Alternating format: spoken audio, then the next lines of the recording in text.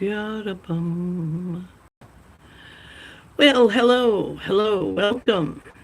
Whoever you are, wherever you are, whenever you are, why ever you're here, thank you for showing up. Yeah, it seems like Terry Joyce, a scam artist out of Fresno, California, used to be a stand-up comedian. I think she still does occasional gigs if she can find them. Adult. She stands up and talks dirty to a crowd. Um, she's got lots of videos of her past performances out. I looked at one or two of them. There was one that I wondered if the audience was going to sue the restaurateur. It was one of these dinner theater type of places where you go and eat while the comedian grosses you out with disgusting graphic descriptions of genital activities. I mean, I can't imagine. First of all, she does advertise herself as being into pornographic humor, adult humor. Um, she doesn't like it when you use the word pornographic, but it's the same thing, and we all know that. And the guy who ran the restaurant, I wonder how closely he looked at the list of available comedians before he booked her. What was he thinking about this being a dinner venue? Not, I mean, even a nightclub with drinks, maybe. But anyway, that's California. There's no figuring what goes on there. So she's been repeatedly making videos, making the absolutely false claim that her former employer, or possibly still present employer, Fresno City College, and she's also said other people were involved who were not, other institutions that she's worked at or been a student at. But mainly, the fact is, about close to 3 years ago, when she had first started trying to extort services and benefits from me, not actual cash, but face it, when you are using somebody's content or trying to force them to cooperate with your media career, it's about money. It's extortion. And the law, it was changed because it was in the 1980s that I faced a situation in which the police told me if this individual, it was not a YouTube situation, it was a real life situation, if this individual asked for so much as a single dollar, please let them know, because that's all they needed to charge this person with serious extortion. It was somebody in my family that was abusing my child, and I had to get protection in place. And then that person was making other claims, exercising other rights, you might say, and demanding things from me. And the police could not call it extortion at that time because the extortion law stated that it was about money to bring charges. Since then, that was in the 1980s. Since then, most states have rewritten those laws so that they include goods and services and intellectual property, whether it's physical artwork or activity of a person being a media commentator or production provider of some kind, content provider of some kind. That counts as goods and services. And that is extortion. So my first encounter with Tere Joyce Randolph was because of an actual extortion ring. And ironically, my first actual conversation with her, she had clips of one of my videos in her channel.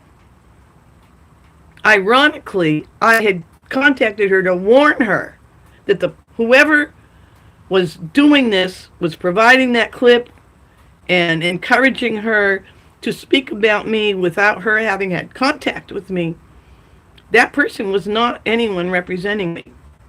Now, at that time, she was lying in her public presentation by claiming that the video was given to her by a woman named Tamara, who was using the name Tamara Wolf, who was a real demonstrably criminal member of that extortion ring, who had originally contacted me to demand that I allow her to participate in a lawsuit which did not exist, but she believed that I was suing the University of Massachusetts for millions of dollars because my daughter died while a student on the campus at the University of Massachusetts.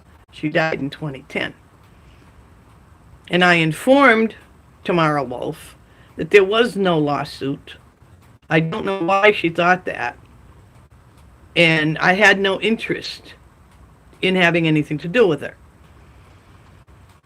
And at that time, I did not recognize that she was doing extortion, because she simply acted like an interested party who wanted to be helpful. But we had several conversations in which it became obvious that she was doing something else. Then I discovered Tamara Wolf was assisting people doing lien searches on properties of people they were talking about, that they were trying to engage in, or people they thought had existing lawsuits that they were trying to involve themselves in. Now, Tere Joyce claimed in her own video, before she and I ever met, where she showed a clip of my video, she claimed that she wanted to talk to me because Tamara Wolf had recommended. And I then fell for it. I swallowed the bait, hook, line, and sinker. I contacted that POS, Tere Joyce, to inform her that, hey, I got nothing to do with Tamara Wolf. She got nothing to do with me. And then Tere Joyce said, still, she had the contact. That's what she wanted. You know, they were tag teaming me, and I didn't even see it. And there's another lie in what I'm telling you that she told. So she then turns it into, well, I'm interested in your story. I'm interested in this and that. And she said how she was concerned, because I had made some videos about YouTube vigilantes and true crime scammers, these so-called true crime journalists that become part of, they start harassing and intimidating witnesses and survivors of serious situations.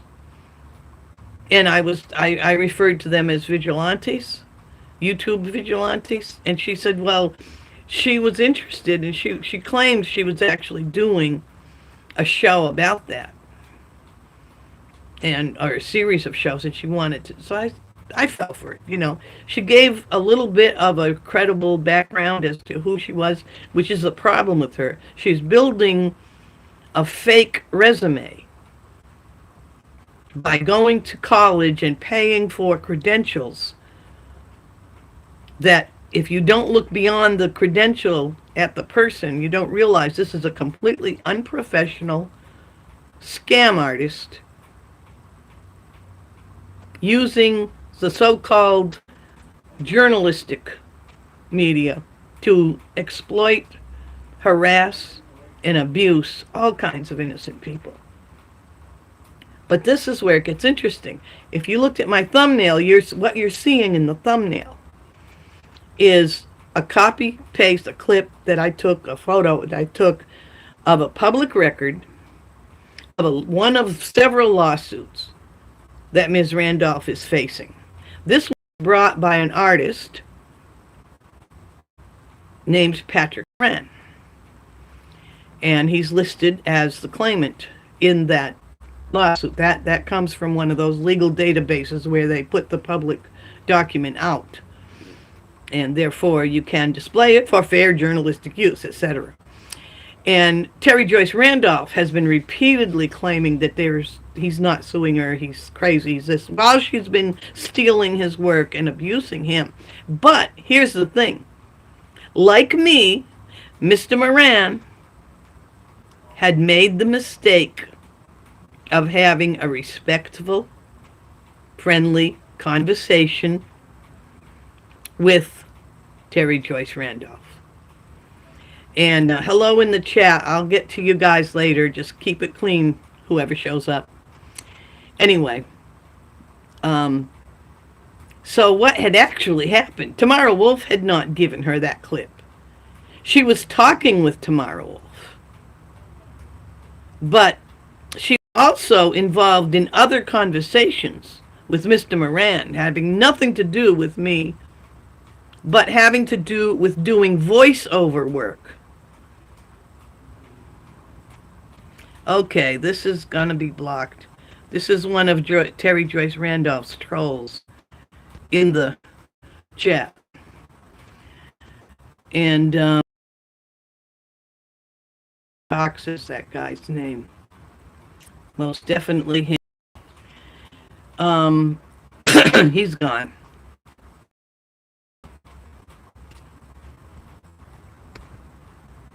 I'm just going to close the chat down. There's no point to it. Letting idiots like that in. That guy is part of Teresa Joyce's extortion ring. I won't go into his role in it because that's another 3 videos right there. There are lawsuits, and there have been arrests of some of these people in this ring when some of them have been caught in other crimes. One of them was caught in drag in Florida with a gun tucked under his falsies. I don't know the full story of that, but that guy, you can look it up. Matthew Zaccarino. Zaccarino.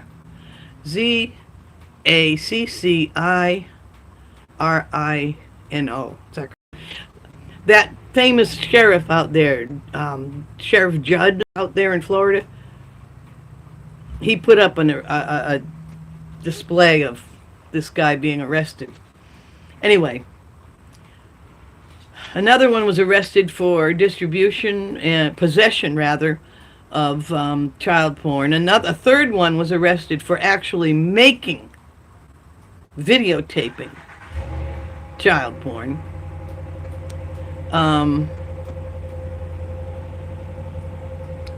One of the people that cooperated in that video that Teresa Joyce made, she made an interview with me where I actually allowed her to interview me, she avoided being charged by making a claim that she had some legitimate use of these images of children, but she was actually questioned by FBI for having what appeared to be child pornography on her computer.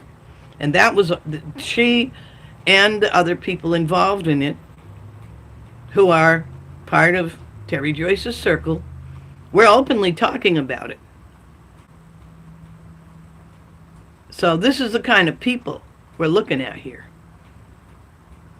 And they're all, 100% of them, Democrat activists out to do politics in YouTube. Now, let's get back to Patrick Moran, right? Interesting fact about Tamara Wolf is that she is a voice actress. She's a professional voice actress. She does voiceovers. Patrick Moran he creates beautiful animated productions, cartoon. I don't want to say cartoons because it sounds trivial when you say cartoon. I've seen some of his work. It's really amazing, beautiful work. And I'm not talking about what he does in Nasty Troll Media because that's his FU channel that he put up to put what he thinks of Teresa Joyce Randolph and some of these other people, but mostly her. He's the one suing her. That's his copy of part of his lawsuit that's on my thumbnail. Well, it turns out that he was also talking to Randolph about doing voiceover work. So he's talking to these two different females who are part of the same extortion ring. And somehow or other, Terry Joyce asks him about me. So he says, oh yeah, I've heard of her, and he sends her a link to my videos, and that's how she got the clip. Then she goes on to harass me, to make demands of me, and when I discovered how far into the dirty porn business she has been all her life, and part of the credentials that caused me not to really look that closely at her was that she's a tutor. And she was a tutor at Fresno City College, a community college that has advanced placement high school kids, in other words, underage teenagers, in its student body. And she was tutoring them. And when I realized that she has a pattern, when I saw what she was doing to Patrick Moran, as well as experienced what she's doing to me, and I said, this woman has a pattern of vindictive, unhinged, crazy harassment of anyone that doesn't go along with her plans to build some kind of adult content using innocent, I'm not saying I'm not an adult, but people who are not involved in that industry. Trying to hide behind us or use us. And I said, and she's a tutor at that college. But what really got going was when she was started making claims, because I wouldn't cooperate with her. She made the false claim, absolutely false claim, that I was facing a warrant put out by her police department and sent to my police department. She even claimed it had been served and was here. Absolutely false. Now, I didn't know if she had tried to do that and was exaggerating or what. I found out how absolutely false it was. By context, simply said, okay, you put out a video saying your police department's looking for me. I called up her police department, Fresno City Police, and I said, I hear you're looking for me. I'm told you have a warrant out for me. And they said, well, who are you? I gave them my name. They said, we never heard of you. Your name's not anywhere on anything here. What's going on? Who's saying this? And I said, go to this video. That woman lives in Fresno. She says that you did this. That she filed a complaint with you and it resulted in a warrant. Well, they never heard of her. He said, look, we never even spoke to her. She never even tried to file a complaint. So it was a wholesale lie from the very get-go. Then he said, why is she doing this? What's going on? Tell us. So you know how they are. They want to know. And of course, that's their job. And I'm glad that they do it. Sometimes. So I told him. And when he asked where she works, I said, well, I know she does gigs as an adult humor comedian, but she also has said that she's a tutor at the Fresno City College. And then he said, well, ma'am, will you do me a favor? He said, will you please contact them? He said, because I don't have jurisdiction to go onto that campus. They have campus police in California. They have jurisdiction.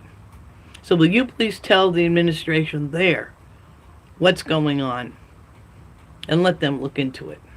Because he agreed with me that there was some concern that she would be acting just as vicious and vindictive to any young student who accepted her appearance of respectability, but then backed away from her, the way several adults, including myself, have done.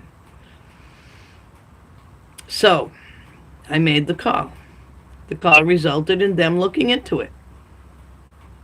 I received a call from her detective asking me if I had seen pornographic film made or recorded video, whatever, that had been made on their campus. He told me he was being very specific because that's the detail he needed to clarify. Was, did I see video that had been apparently produced in a classroom or in another place on the campus with a student? And I said, no, I never said I did. I simply stated that she is in an authoritative position with your students, and she has this practice, this easily noticed practice of harassment and vindictive, just total abuse and harassment of adults who've had incidental contact with her. And I worried that maybe they should look into whether she's done the same to students. Now, apparently, they didn't catch her intimidating any students. So, fine. I figured, job well done. At least she knew, and they knew, that there were boundaries that should not be crossed. That was the end of it 3 years ago.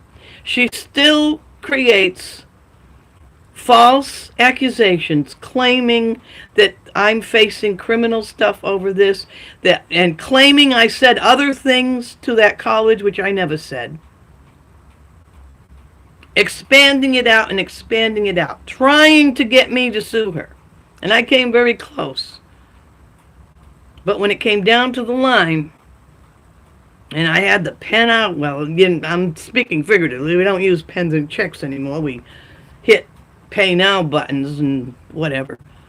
But I sat there in that attorney's office and said, okay, if we go forward,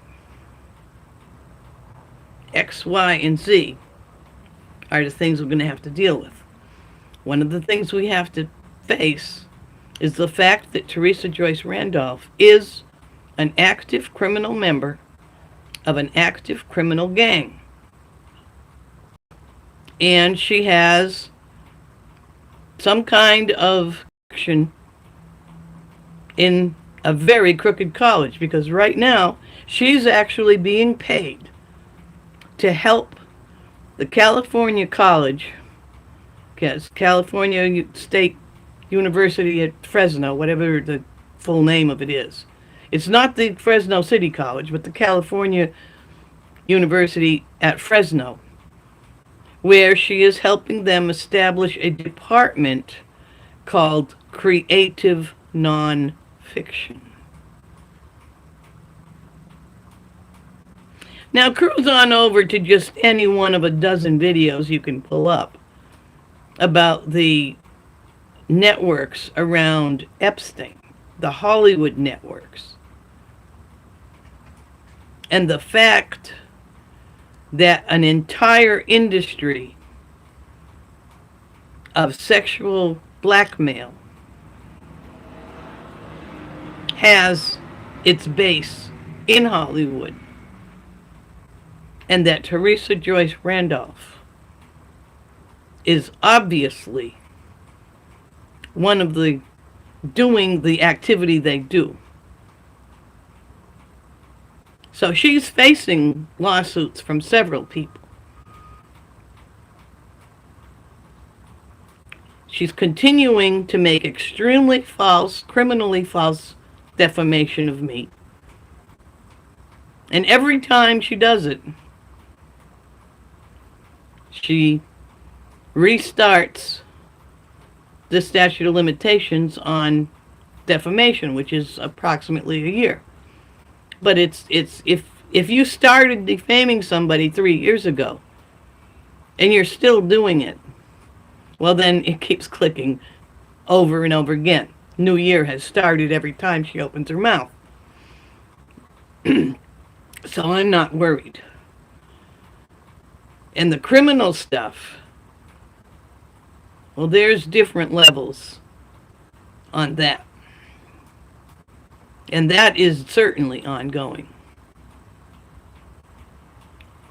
Now, this lawsuit from the artist Patrick Moran against her is to protect his own artwork. And I'm using his legal name instead of the channel name because this isn't about his YouTube channel. And he's already put all his documents out there. I know that one of the other people suing her is preparing to put documents out, although I have to walk that back a bit. He has had papers served in the past week on two other individuals in the same network. I don't know if she's been served with papers yet.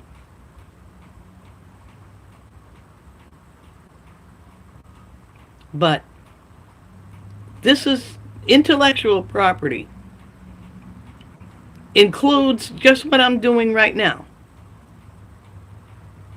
Talking in front of a camera and putting it on YouTube. Doesn't have to be fancy. It doesn't have to be high quality production.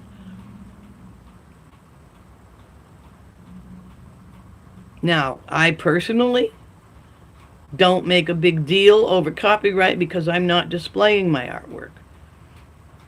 There are copyright fights in crafter communities because patterns are stolen. Artwork is used to represent something else. People advertise stuff and use the wrong artwork to advertise it. Well, there's all kinds of reasons why people in the craft community have to be alert to this kind of thing. Because politics has entered the crafts community. I've begun doing videos about that.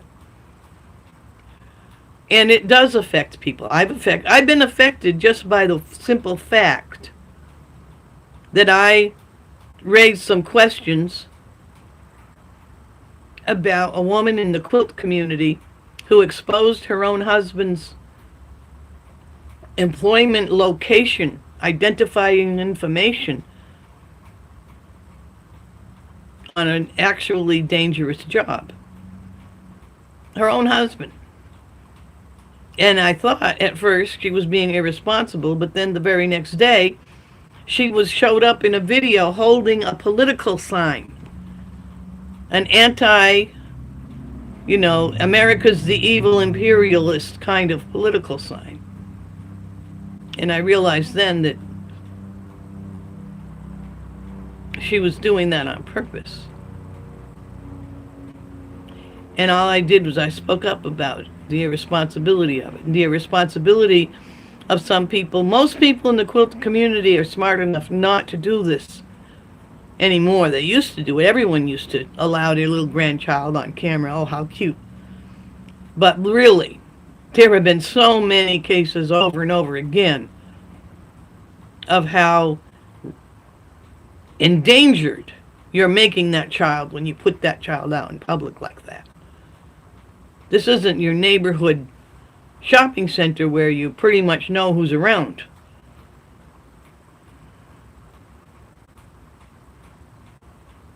And this extortion ring runs heavily off of that. So I speak up about it. Because people like Tere Joyce Randolph and her predatory friends, they're looking for people who have interesting lives. And they look for artists, and they look for crafters, and they look for similar people who we're so busy with our artwork and our craft work that we're not really paying attention to this other side, this ugly side of life.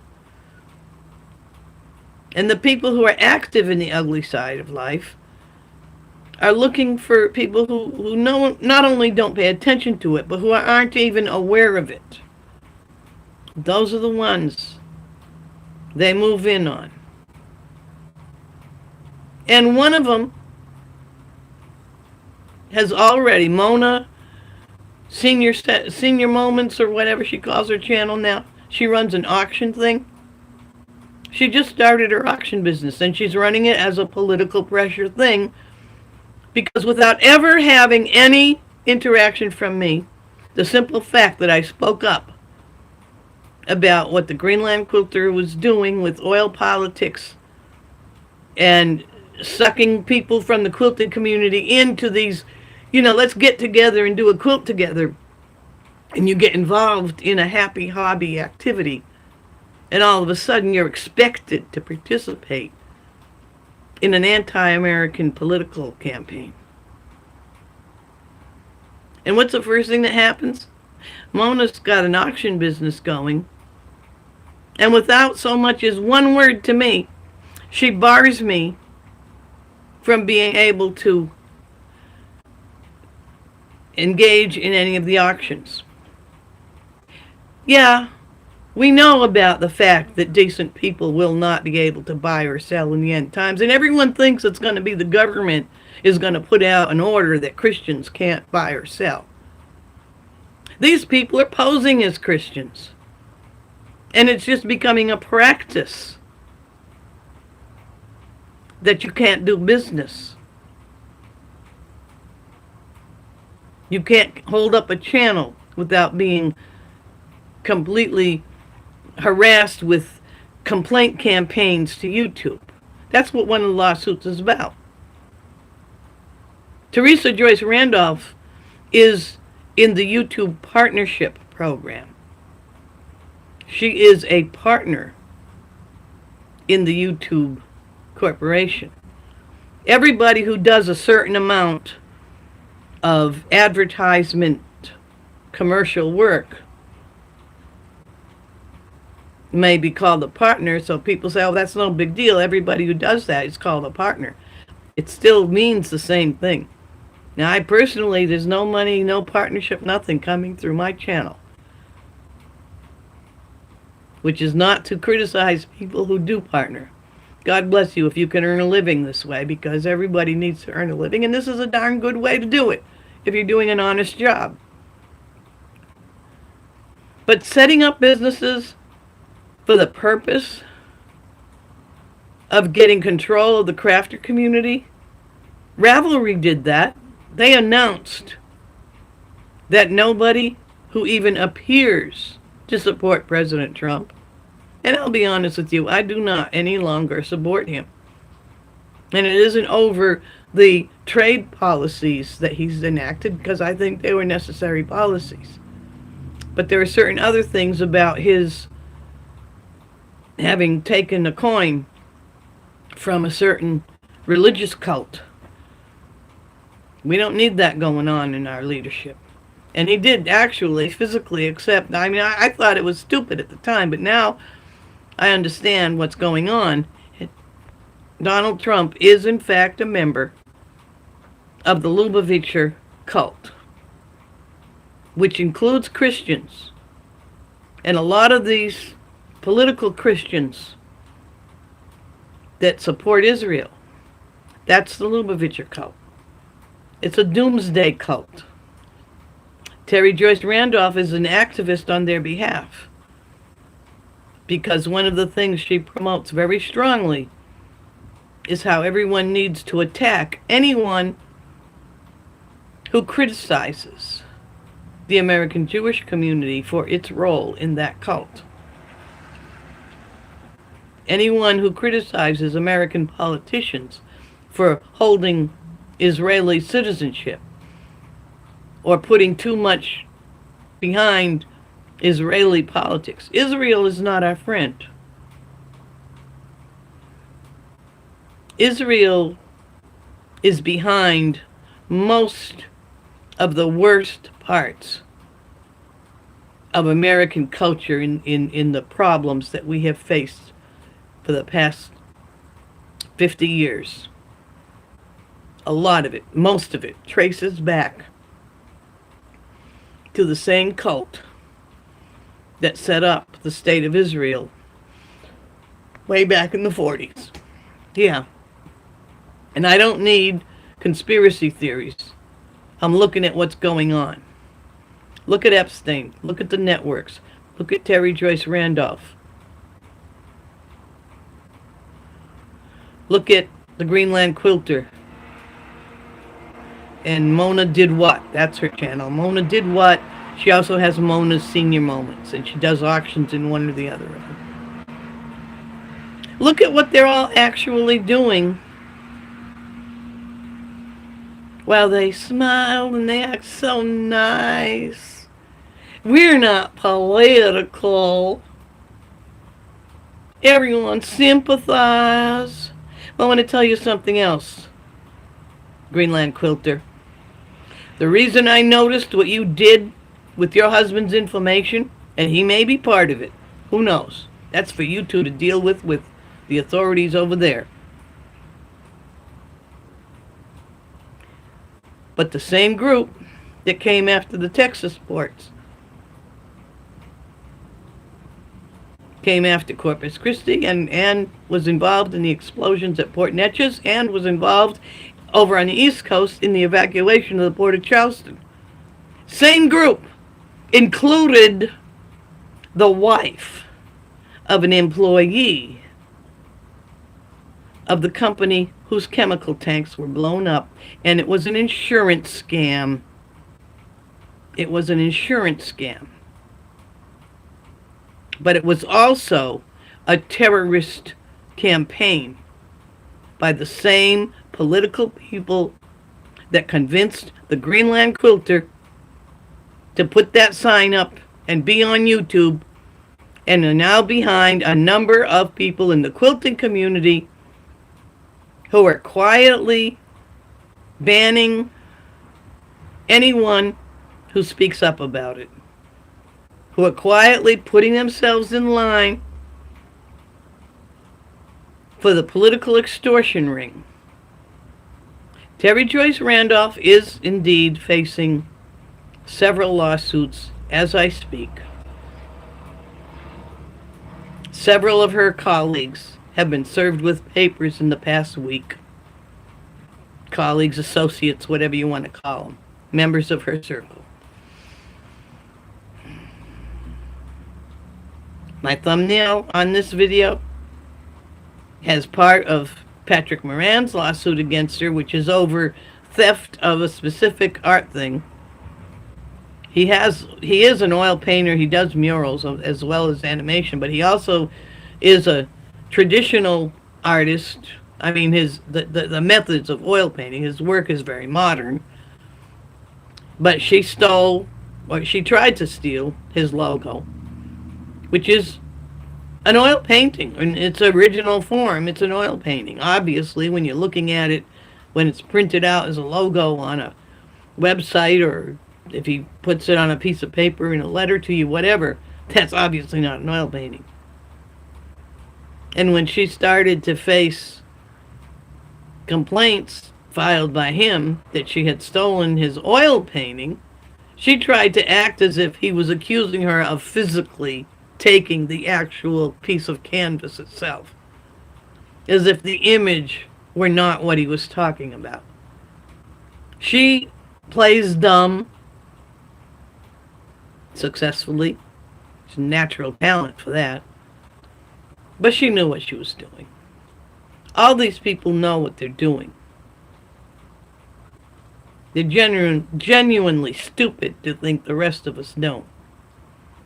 Or that we won't fight back and we won't speak up.